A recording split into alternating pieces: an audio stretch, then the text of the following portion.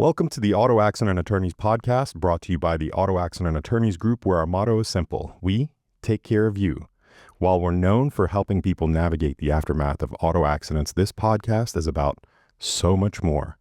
And especially today, we're recording a special episode on Father's Day. So I've got my sister, attorney Holly. Hello, hello. And we have a very special guest today with us. Not an attorney, but he created two attorneys, Mr. Jim. Jamshid Salimi. Mr. Jim is crazy. Jim is more attorneys. Jimmy boy. I was actually just thinking, I was like, oh, we should have gotten him the handle at Mr. Jim on Instagram. It's not too late. Dad. Yes, good morning. Good morning. Welcome. Yeah. Happy Father's Day to you too. I appreciate it. Thank you. Well, since it's Father's Day, I figured, I don't know if you've listened to our podcast. I know Mom does for sure. I have a few times, yes. You have listened to the podcast. Yes. So you know that not only do we discuss things regarding auto accidents, but we also try to give our listeners information or advice, or what's called dadvice. We just put the letter D in front of advice. So it's advice that Dad would give. And I've never received as much dadvice in my entire life than my own dad on random car rides. So I figured today he could give our listeners some dad advice. Are you ready for that? Yes, we do. Yes, I am. Yes, let's go. He's like, you didn't prepare me for that. Yeah.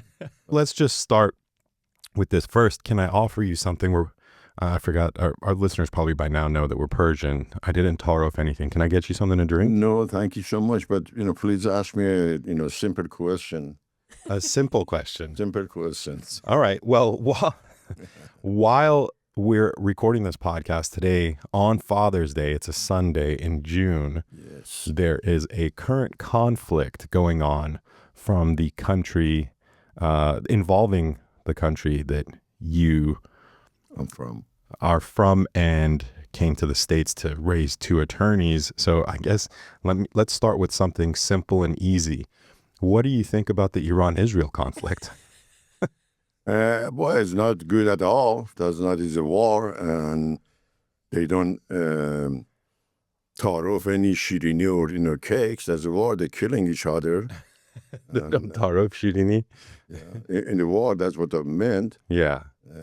Persian, they say, in the jang, they don't tar off shirini. To jang, how do you say it in Farsi? To jang shirini پخش نمی‌کنن. Can you translate that for us? In war, you're not offering candies and cookies. Yeah. They don't spread candy in war. Yes. That's a pretty Persian sentence if I've ever heard one, actually. Yeah. The entire time that you were raising us in this country, if I think back, the country's about as old as I am, right? I think so, yes. So the entirety of the country, while you're raising two kids here, I think for that 40 some odd years, they've always been at war, right? You mean in Iran? Right. Or after revolution, right after revolution, we had an 8 years war with Iraq and with Saddam. And then that stopped, and then we had a lot of propaganda, against Israel, and they tried to destroy Iranian nuclear plant. So they tried to resist for many years, and now, end up to having a war with each other. Holly? This is a really intense way to start this podcast. Well, you asked for something easy. I figured I'd lob it up. And I think that's the part of this thing from a softball. I personally would love to hear, we've heard it before, but for the listeners, Dad's story from the beginning, how you came to America, how you got started. Yeah, and then we came to America. Your mom was 26, 27 years old. I was about 30 years old. It wasn't easy, but we determined to come to America to go to school, get educated, and after finishing school, go back to Iran. And I did. I promised to myself, to my family, that after I finish school here, which I studied mechanical engineering at University of Tennessee, you guys know, and then decided to go back to Iran. I prepared everything, and I took Ali, my son, with me. Attorney Ali. Yeah, Attorney Ali. But mom, my wife, Ozzy, she stayed here. She said, okay, well, What year did you leave Iran? When you and mom decided to come to the States, what year was it? that was 1977, exactly October 1977, we came to America. At that time, we had Kingdom of Pahlavi dynasty. Reza Shah Pahlavi. Muhammad Reza Pahlavi. So it was a good relation between America and Iran. So it was very easy, to get a student visa. And I got my I-20 form from North Carolina. I had a neighbor. He was Iranian. His wife was American. She was from North Carolina. They visiting every year, every summer. In Iran? From Iran to North Carolina. They go to North Carolina because of his wife every year. And I asked him, if you go there, could you get me an I-20 form to go to America as a student? Why didn't you just get it off the internet? Well, at that time, didn't have the internet, not even the cell phone. There wasn't any cell phone. And So you had in Iran, you had a neighbor who was married to he was an Iranian man married to an American woman, but they lived in Iran. they lived in Iran with his wife, she was American from North Carolina. And they would visit North Carolina every year. Every year, in the summertime, when kids are off school, in the summertime, they go to America, to North Carolina. So I had a communication with him. He was an engineer also working for the National Iranian Oil Company. And I said, next time you go in there, can you get me an I-20 form? He did. What's the I-20 form, and how did you know what it was? I knew, how to get that student visa. That was part of the beginning of, you have to have a permission, you have to have acceptance from, some college or university from America. And that I-20 was acceptance to one of the college in North Carolina. He got it for me, and he came back and he said that was $20. So I go to agencies, got $20 and gave it to him. I thanked him. So that was the beginning of packing and being ready to move to America as a student. And how did the logistics of leaving Iran and coming to America? Did you go by boat, plane? No, well, my wife is from Kermanshah. It's another province of Iran. But U.S. Embassy was in Tehran. When I was married, I was living in Kermanshah. So we go together. After I got my I-20, go to Iran. Had all the paperwork ready. Go to American Embassy, and they gave me a student visa. I think at that time they called it F1 visa. And so they gave me permission to come to America. But when my wife's parents, especially father, he found out, he started crying. He said, I'm not going to see my daughter anymore. You're taking her away from here. And I said, well, we're going to come back after I finish school. That was a lie. It was a lie. And also, Well, it wasn't a lie at the time. No, it just ended up that way. no, it ended up that way. But what happened later on, the war changed, everything changed. We had a revolution. American Embassy was, the people in American Embassy were taken hostage. So it ruined relation between Iran and United States. Then we had a war with Iraq. Wait. Babashid, again. Yeah. You got the I-20 form and you applied for an F1 visa to come to the States. And it was October of 1977 that you finally came to the States, right? That's correct. How did you come over? I already know the way. I'm trying to lead you. No, I forgot you asked me with the boat. No, there was a airline agencies, coming from Tehran directly to New York, to Chicago, to Philadelphia. And at that time, I don't know how much the ticket was, but because my father was in the military, and I had the privilege of getting a great discount on ticket coming to America, because at that time the plane comes, I think they call it 303 airplane. It was a cargo plane.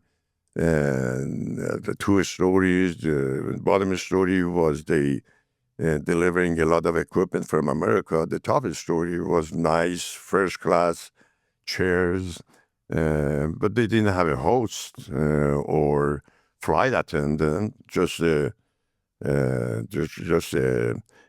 pilot and co-pilot. And I think they had a few people that work in the plane, but they didn't serve any food. You had to have your own food. Because it was a military plane. Because it was a military plane. But if at that time, if ticket for regular ticket or regular people coming from Iran to America was $1,000, my ticket was $50 because I was a military family member. This is your father, Agha. Agha. Agha was part of the Iranian, the Shah's. The Shah military. Which division? Air Force, Army? He was in the army. He was in the army. Yeah, he was in the army, and he was a colonel in the army. But he was retired, but still using the privilege of being served in the military. So as the child of I mean, you're also in the military, but I'm assuming you didn't have the same status that he did. It was because of him that you were able to access the U.S. Air Force. Yes, but the military I was in, that was a mandatory 2 years serving the military. Conscription. For every Iranian male to serve 2 years mandatory in the military. Mine wasn't considered as a military personnel. I see. You just did your obligation. You fulfilled your obligation.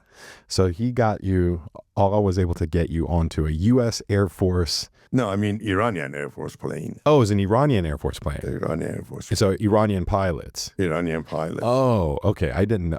This entire time I thought it was U.S. Air Force. No. Iranian Air Force. So they flew out of Tehran? Out of Tehran, coming directly to military base in Philadelphia. Oh. And when it was landed, and they had to call for the personnel to come in, open the gate, open the interviewing offices or the salon or whatever the office. So everything was closed down. That was the only plane that landed there at that time, and that was us. So they come in and they check our visas, and we just catch the bus from there, go different place. That's amazing. How many people were on that plane? About?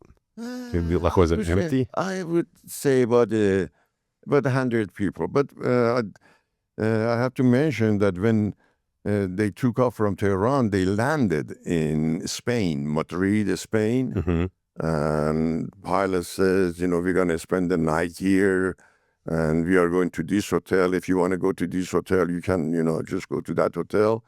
So we catch the bus or taxi. We go to that hotel.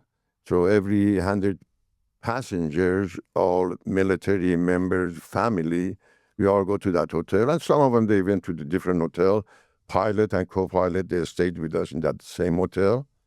In Spain, like French, they have a baguette. Bread, and next morning everything was new. That was our first time, me and my wife, your mom, first time coming out of Iran to different countries. So it was very interesting everything smelled different, everything looked different. So next day, I woke up, I said, let me go catch a baguette, we have a breakfast together. I come out and I see the pilot with a short, he's looking for the baguette too. So, I'm getting emotional.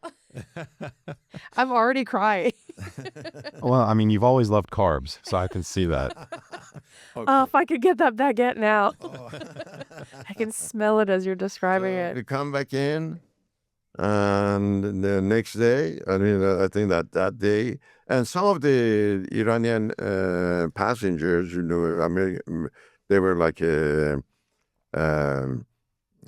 2-star, 3-star, 1-star officers. They just stayed in Madrid, and a few of them, they said, we're going to go have a vacation here in Madrid. We're going to go see the, what they call that? Running of the bulls? The bulls, what they call it, the Gavazi, the Matador. Matador. Yeah, bullfighting. Yeah, bullfight. So they went there, and I think out of 100 people, some of them they stayed in Europe. Out of that 100 people, about 30 people left in the airplane. So almost everybody stayed in Europe.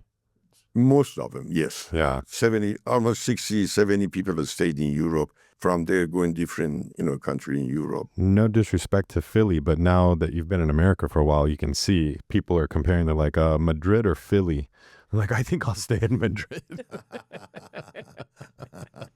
All right. So then you spend the night in Madrid. You lose a good amount of people there. I say you lose. They meant to. They purposely flew there to go to Europe, but Vacationing. They were vacationing. It was just cheap. Your flight was cheap. Right. The hotel was cheap for them at that time.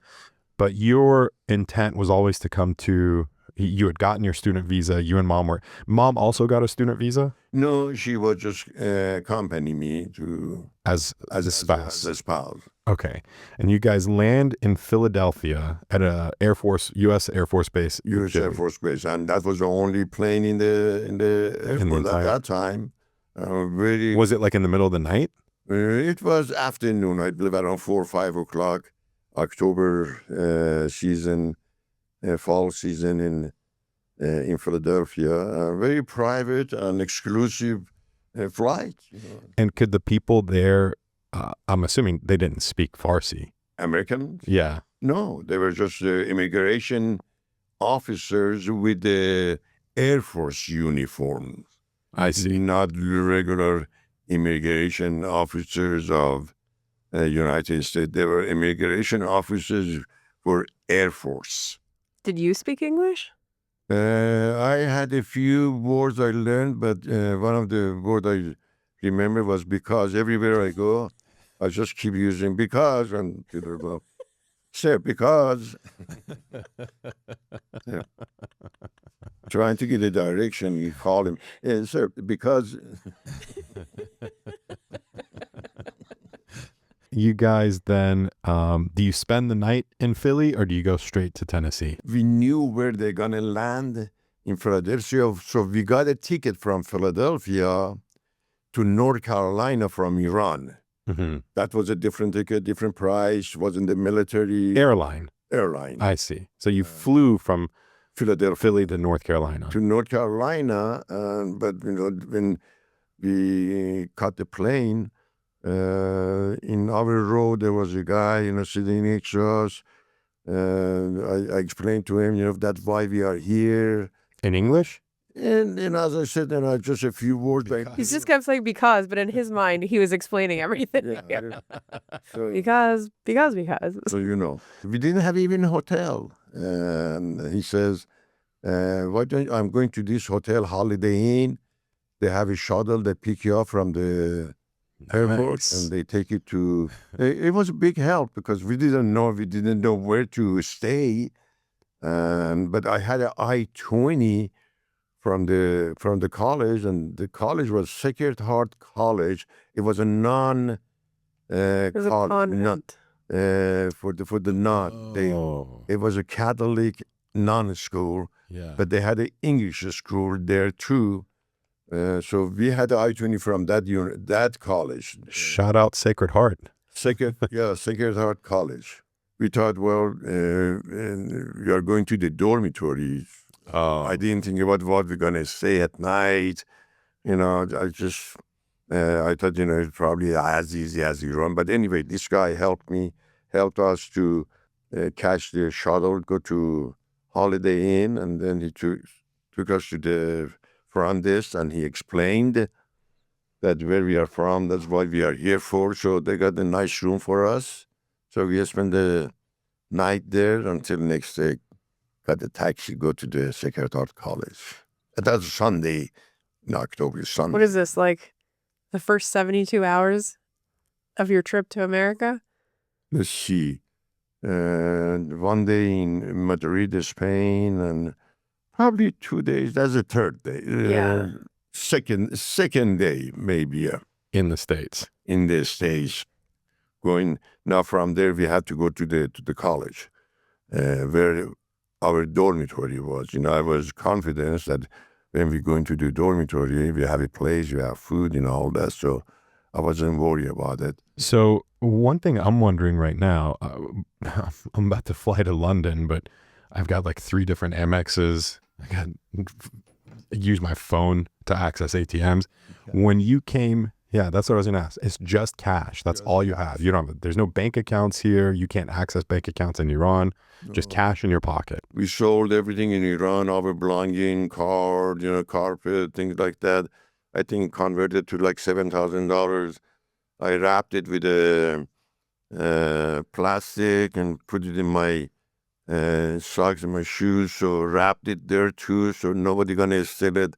At the first, I thought, in America, a lot of people maybe, they come and rob you. So that's where I hide it. Our cash, no credit card, no checks, and everywhere we go, we just pull out the 20s out of there and pay. And you had converted into US dollars before you left Iran? Before we left Iran. And at the time, the idea was this money that you had saran wrapped, this is supposed to get you through what? Through all, like 4 years of college? No, I calculated for 6 months. Oh, okay. So you had enough for 6 months. The idea was that you would earn money somehow when you were here. Where well, I plan to come here and go to get a job somewhere. So I said, I'm going for 6 months, and I convinced my wife, if we are not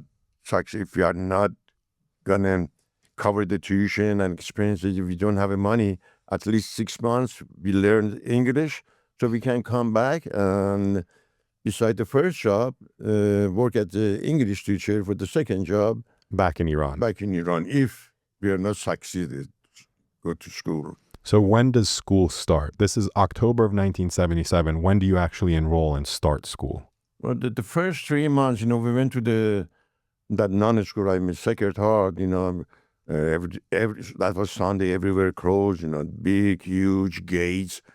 Rang and knocked the door. One of the nun opened the door, and I said, "This is my I-20 from here." He said, "Yeah, come on in." Were they expecting you, or did two Iranians just knock on the door? They expecting, but they didn't know definite date. I see. But they, on their list, well, we were the student. They're supposed to provide a room. Because it was October and school was closed for that season, for that month. So when we go into dormitory, she took us to the hallway where the rooms were located. And then she said, whatever room you want. So we picked the first room, but no other students were there. We were the only one in the dark hallway in the non-student college. And at night, we just locked the door, locked the windows, so nobody gonna come in.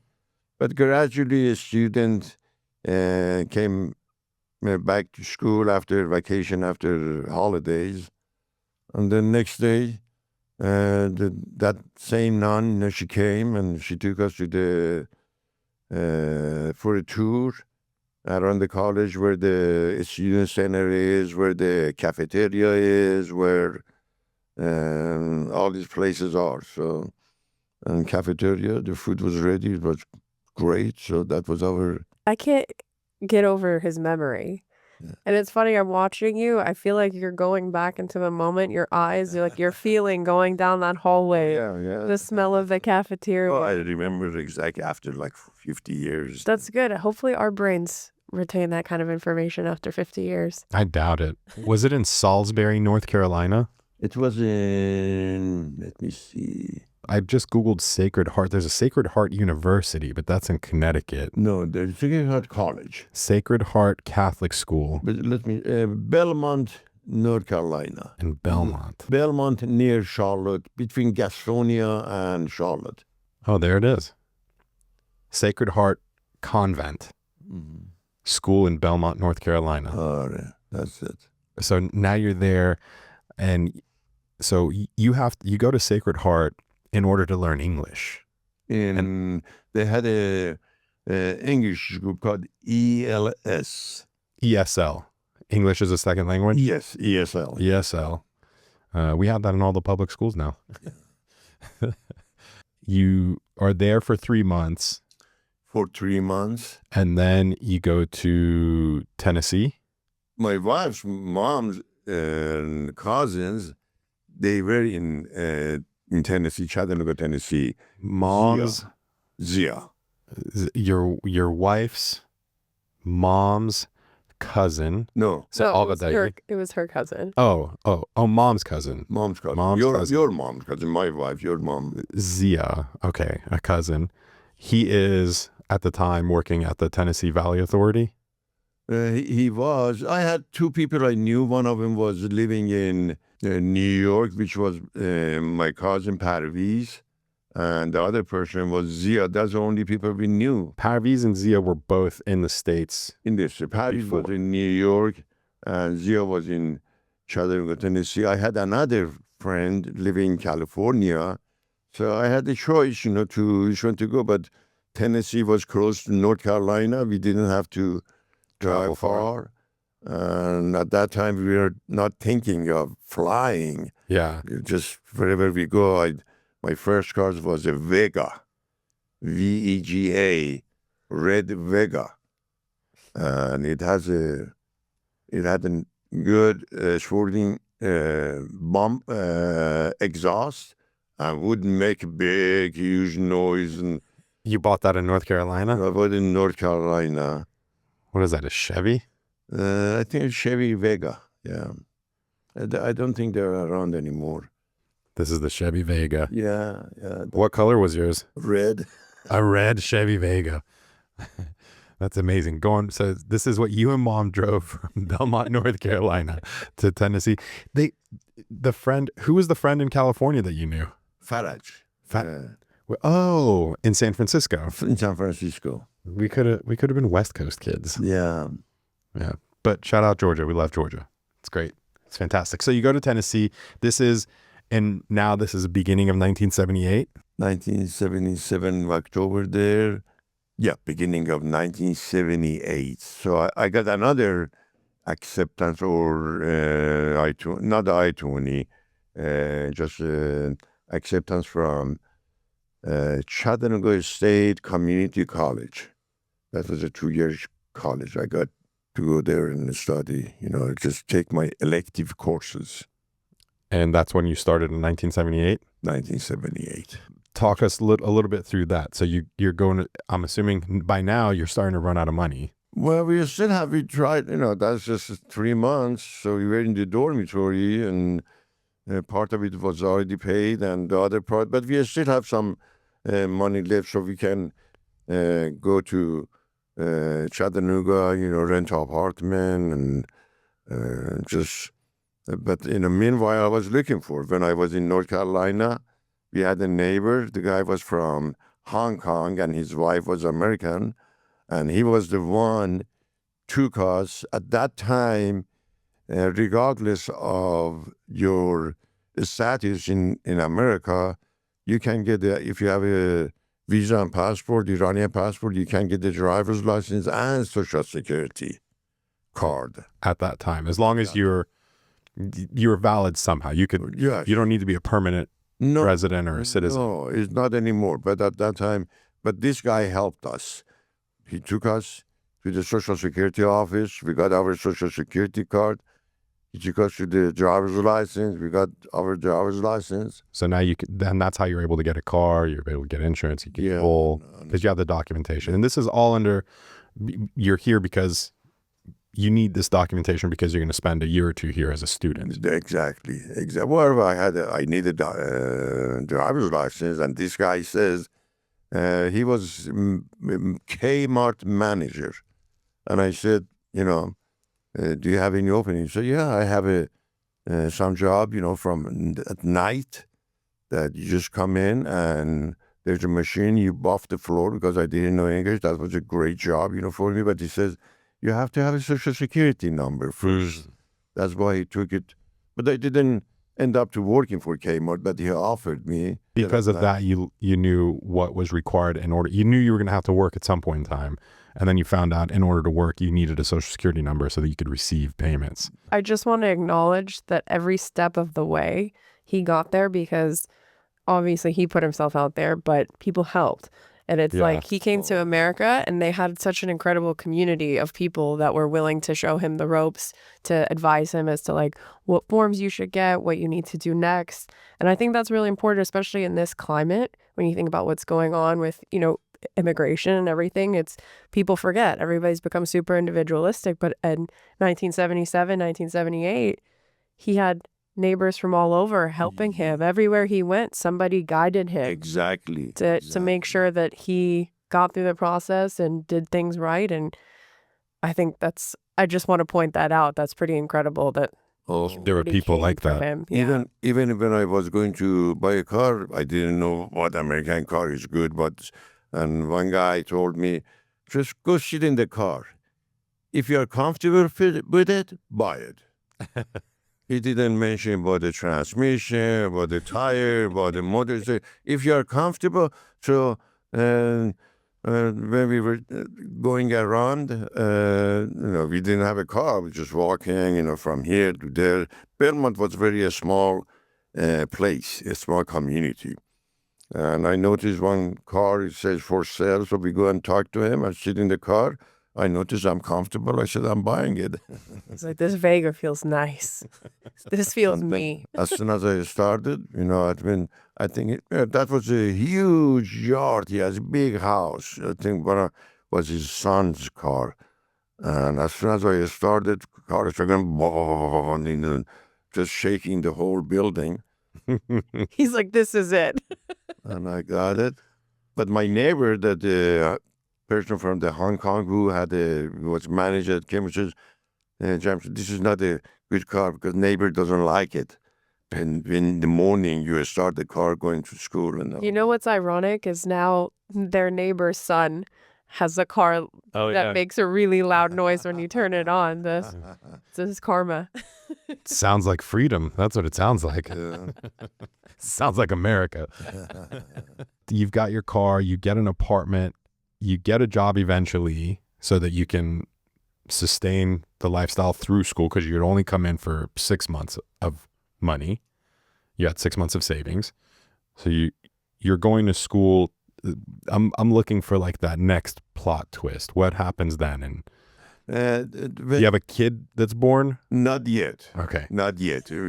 We went to Chattanooga, so we rented I was at me and Ozzy, we both in North Carolina, that college place for about 3 months, and then we moved to Chattanooga, Tennessee. We rented an apartment. I got signed up for the Chattanooga State Community College, took some elective courses. But meanwhile, more important thing was just get a job everywhere I go. This is not important. The school is not important. I need to get a job.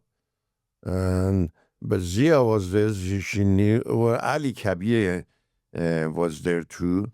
Well, since the listeners don't know Ali Kabir, this is another one of Mom's cousins. Mom's cousin. So Mom had 2 cousins here. And one day Zia says, "We want a job. I have a friend that manages, or one of the guy working at the factory.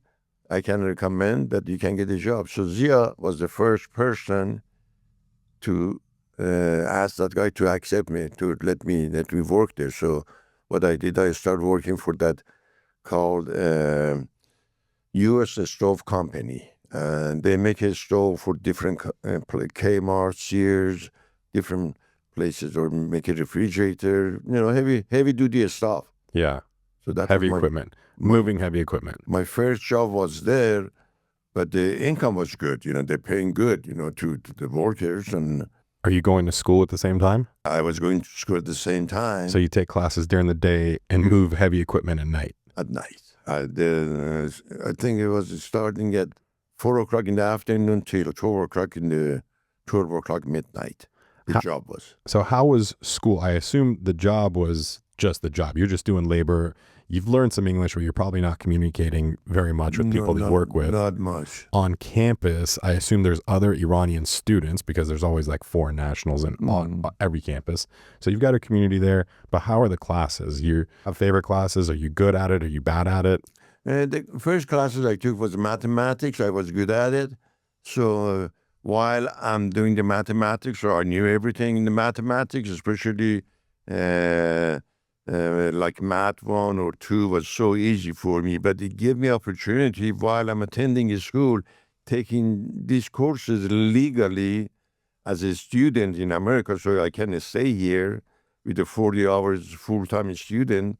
I can learn English too, because in the mathematics class, I'm paying attention to the conversation more than the solving the equations. So the math curriculum is really just a cover. That's easy for you because you know it. Oh, You're spending your time listening to people speak so you can pick up the language. pick up the language. I was young, and then afternoon in the factory, it was just a company. I communicate with people, talk to different people. So I just, every day I pick up a few vocabularies and then, read the book at night and look at the dictionary, convert it to Farsi and write it down in Farsi in the book on top of every vocabulary. That's how I learned it. And do you have any, between school and work and a wife, are you doing anything else? Are you involved in any clubs, activities, sports? Not at all. Just leaving home early morning before 7 with that Vega thing. Then I changed it to different car. The next one was a Ford Mustang. That was a nice.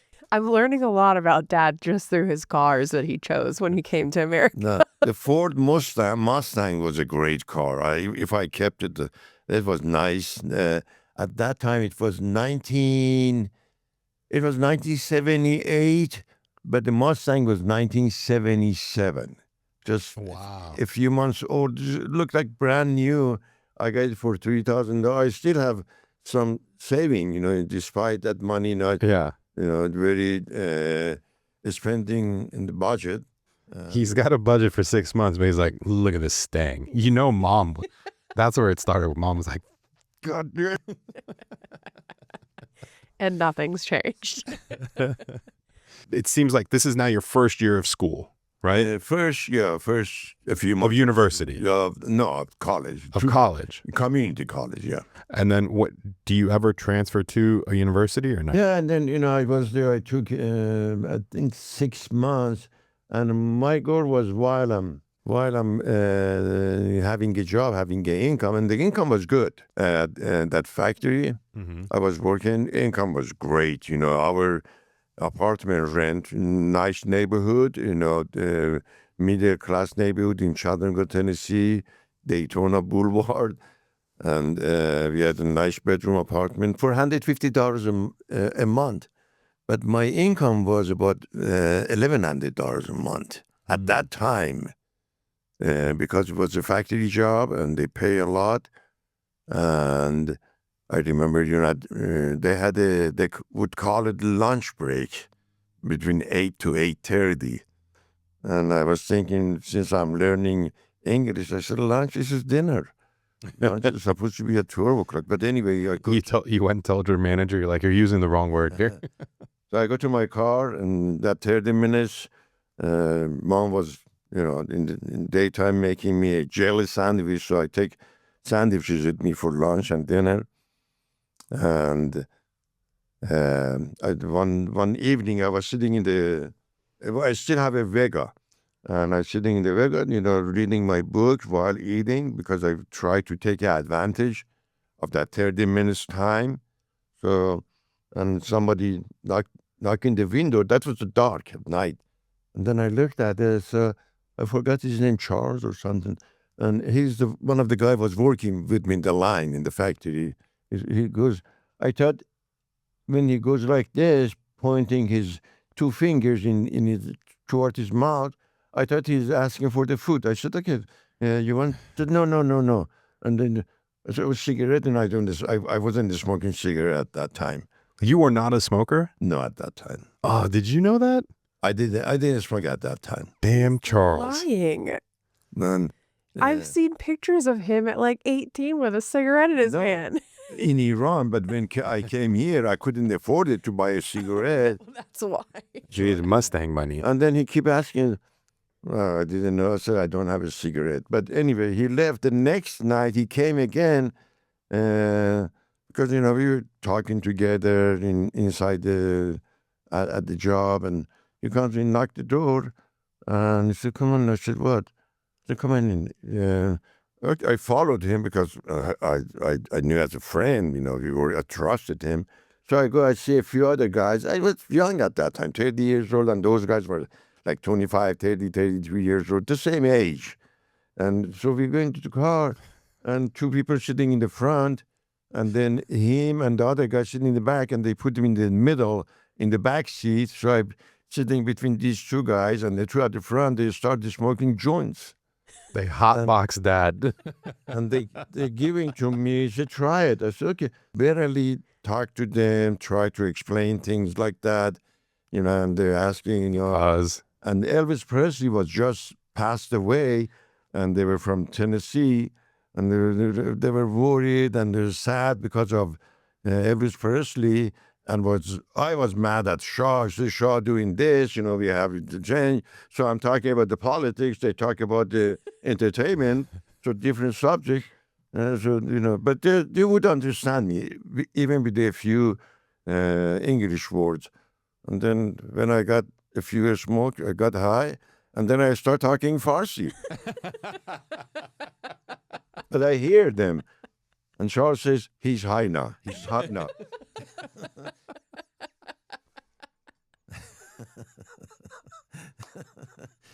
That all night I was talking this Farsi because, I'm being fluent in Farsi, easy. So I go inside, and then, Charles, I don't know, James, what they call me, said he's high, and everybody come and look at me. And I was thinking, God, what should I do? But I heard in Iran long time ago, if something, you have to take a butter and eat butter, and, so I said, I hope 12 o'clock I get up and go stop and go get it. I did. I go to a stop and go got a block of butter and start eating it to get better. But it didn't help. I go home. All right, kids. So if you're listening, if you get too stoned, butter is not going to help. Dad advice. Yeah, there's the dad advice. We got to it. Yeah. It wasn't scary. And I go home. And normally when I go home, I open the book and read what the homeworks. I could at that time, as I said, 30 years old, I have a lot of energy, a lot of willingness, to work hard, to study hard. So I go home, I said, I'm going to bed. So next day I woke up, thanks God, never, ever, ever again will do it. And that was it. Hear that, kids, don't do drugs. Yeah. It's Father's Day, but, when your granddaughters hear this episode, they will take the advice to stay away from joints. They say they're not butter. It was bad experience. That's He's having more flashbacks right now. Okay, so we are at we're at an hour, but I don't want to end this, so we're gonna split this up into a couple episodes. We're probably gonna break now. Tune in for the next episode to see what happens with Attorney Holly and at Attorney Ali's dad, Jamshid. Tune in next time to see what happens. Happy Father's Day, Babajan. Happy Father's Day to you. Thank you so much. Kiss your hands.